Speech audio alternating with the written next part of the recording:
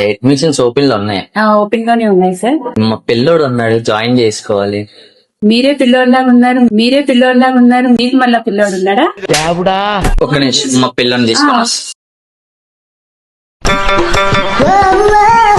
Madam, మా అబ్బాయి ఈ అబ్బాయి సరే టాయ్ తీసుకుని వచ్చారు. టాయ్ కదా, చెప్పరా, పిలుస్తుంది పలకవే తలదిప్పే. ఇది తిరుగుతుంది కాబట్టి టాయ్ అంటున్నా నేను. సెక్యూరిటీ